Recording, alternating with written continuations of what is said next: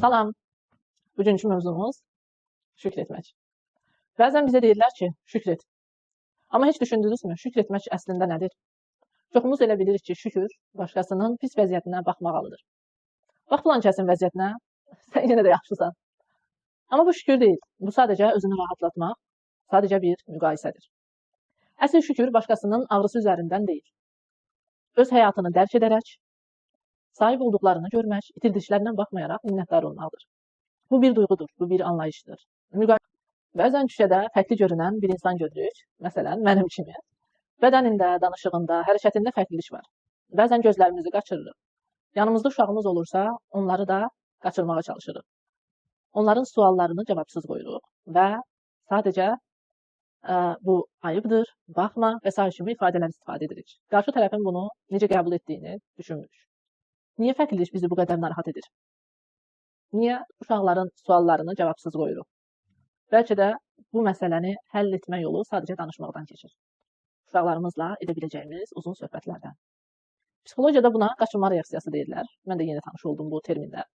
İnsan bəzən özündəkini qorxu ilə üzləşərək istəmir. Biz o fərqliliyə baxanda ikimizdə bir səs deyir. Həyat bu qədər həssasdır, bu qədər dəyişkəndir. Bu hadisə mənim də başıma gələ bilər. Bəzən isə tamamən uzaqlaşmağı, qaçmağı seçirik. Lakin qaça bilmədiyimiz bir həqiqət var ki, hər bir fərqlilik həyatın özüdür və həyatın fərqli bir üzüdür. Əlilliyi olmaq, fərqliliyi olmaq acizlik deyil. Sadəcə başqa bir təcrübədir, başqa bir baxış bucağıdır. Bunu görə bilmək üçün baxışımızı birazca dəyişmək lazımdır.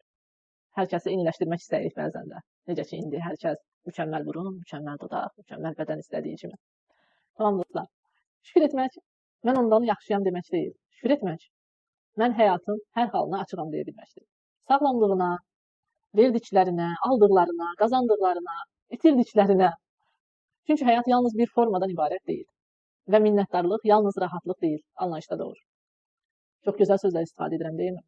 Necə rahatdır bunları demək. Yaşayarkən etmək, tətbiq etmək daha çətindir. Hər birisi sadəcə həyatdan və insanlardan gözləntilərimdir.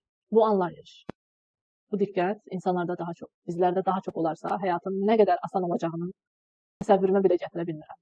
Nə qədər möhtəşəm olur. Bəlkə də bugündən etibarən şükür etməyi yenidən öyrənməliyik. Qaçmaqdan yox, görməkdən başlamalıyıq. Diqqət etməkdən, həssas yanaşmaqdan başlamalıyıq.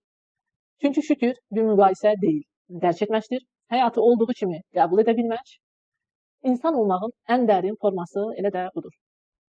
Siz şükür etmək barəsində nə düşünürsünüz? Təşəkkür edirəm.